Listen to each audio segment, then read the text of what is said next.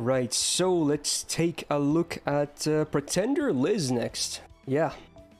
I'm already gonna apologize if I don't sound very energetic. I sadly had once again another migraine yesterday. Not yesterday.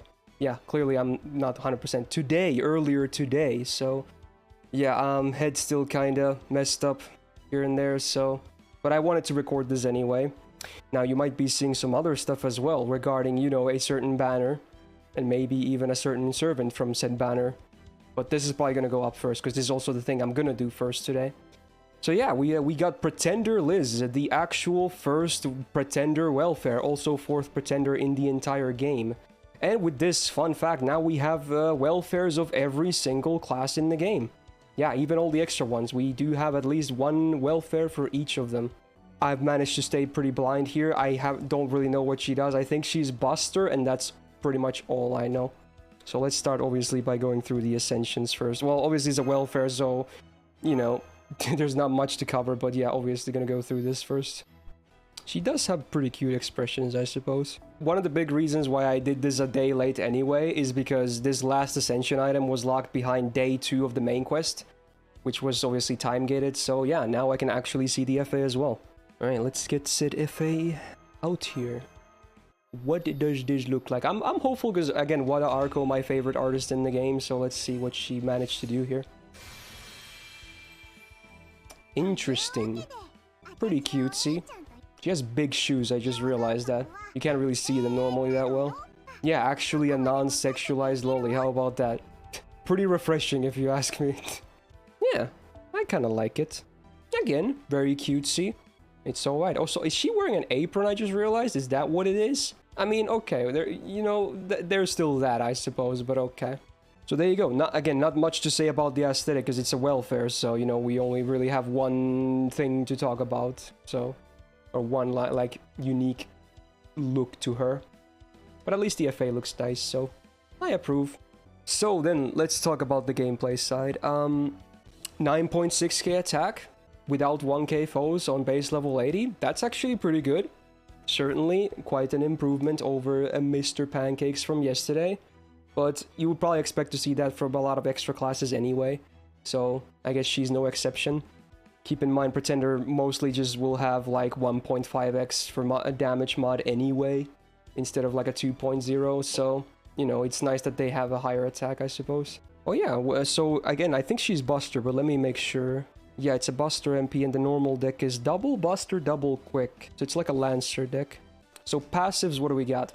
Independent Manifestation, or like not Manifestation, Action, B+, so a bit of crit damage. B+ gives you 9%, so, you know, there's already some crits, I guess. And then her own version of Territory Creation, it seems. A little bit of Arts Up, and also Star Generation? Interesting, yeah, 6% each. 4 hits on the Quicks, 3 on Buster, 3 on Arts, and 5 on Extra. She can probably do a decent amount of Generation. And that's it for the passives, there's nothing else. Even though, yes, the second passive is somewhat unique, still kinda boring with passives, but again, don't expect miracles from welfares to begin with. Let's just move on to talk about the MP. First of all, what's the hit count? It is a 9-hit AoE MP. Okay, yeah, that could probably generate a good chunk of stars, even as a Buster MP. Okay. Self-star generation up for 1 turn before damage, scales with overcharge. So that's like Raikou, basically, then, when you think about it. Okay. And then also MP damage up for 1 turn, that scales with overcharge before damage. Sure, and then does AoE damage and reduces defense for 3 turns. Now sadly it looks like the defense down is after damage. At least the other 2 are before. Now for numbers, the defense down is a flat 10% for 3 turns on AoE. It's a nice little normal effect as a bonus, even if it's not before damage, I guess. And for the OC stuff, the star generation is 50% on base for 1 turn, and the MP damage is 10% on base for 1 turn.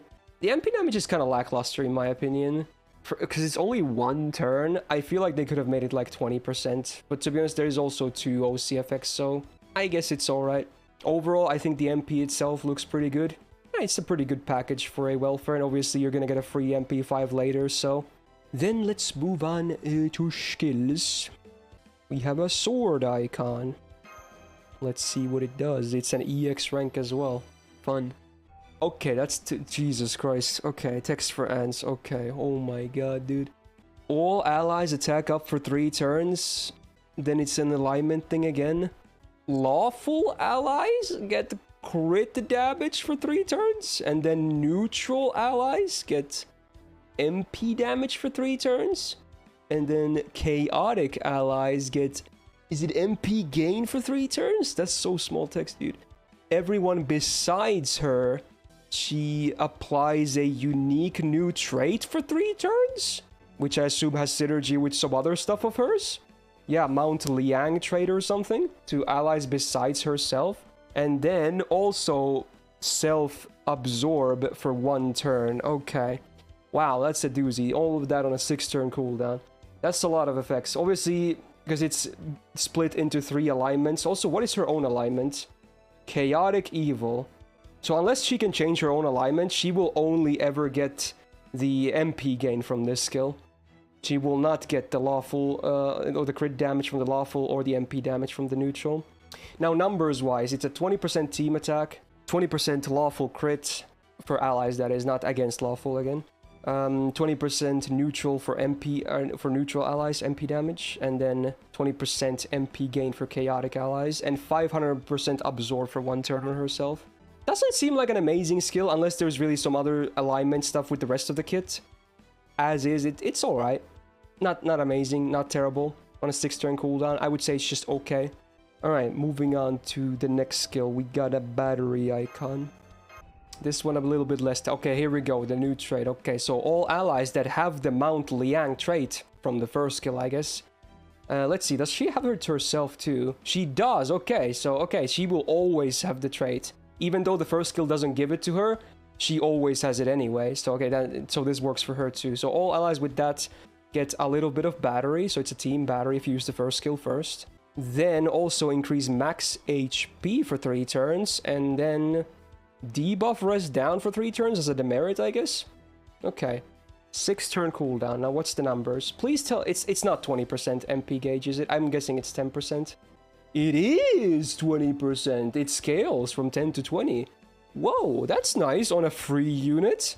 Because again, you can apply that trait to all of your allies with the first skill, so you will have a guaranteed 20% team battery. That's actually, again, that's no joke for a welfare unit. Whoa.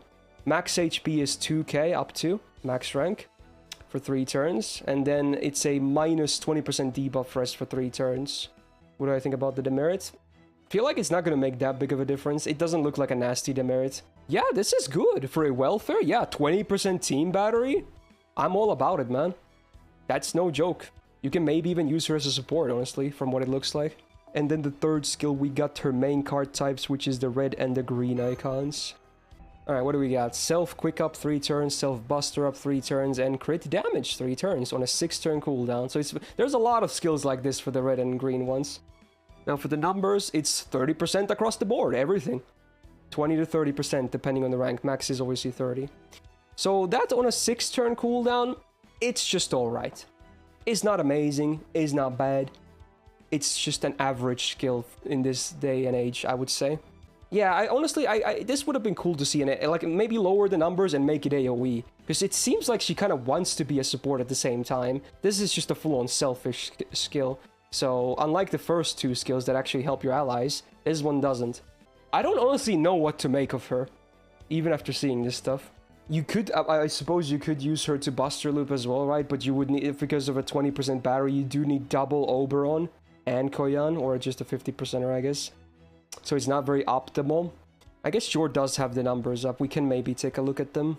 Yeah, Pretender, here we go. So again, you do need, for this comp, it's Vich double Oberon with Super Scope as well. So again, not a great easy setup, and it's again awkward anyway, because Oberon's 3rd skill doesn't even stack with the MP damage amplifier. But with, let's see what the numbers are look like. I mean, oh yeah, you did a special calc here, right? This is again, yeah, this is calculated with the 1.5x, because usually all the other ones are like neutral damage. This one is 1.5x damage. So having said that, I mean, considering how demanding the comp is, it doesn't look like amazing numbers. Even MP1 Oberon does better, so yeah. Would not recommend for farming, honestly. This is a tough one, honestly. I do like that she's obviously a free pretender welfare, so everyone at least will have a pretender option. Not that it's honestly required. I've always been of the opinion that Alter Ego and Pretender are not amazing classes. They are great, though, for value, and especially if you have a newer account, is great. But a lot of the times, you probably prefer to pick something more specific anyway. But I do like that she has a 20% team battery as well that is easy to enable. That is nice on a free unit. I just don't really know what to make of her too much yet. Yeah, I guess I don't really have a good conclusion here. I think she's gonna be an okay support slash DPS for some boss content. Besides that, don't really think she will see that much use. So I'll probably just conclude this first impressions there as well. If you enjoyed this quick look and insight into the brand new Pretender Liz Welfare, do me a solid and press the like button on this video. Definitely stay subscribed because I'm gonna do something right after this, which might be some other highlights. And you might have an idea as to what that might be. Probably, if you watched some of the videos recently. So stay tuned. Good luck if you're still rolling. And yeah, enjoy the event. Have a good day. Peace out.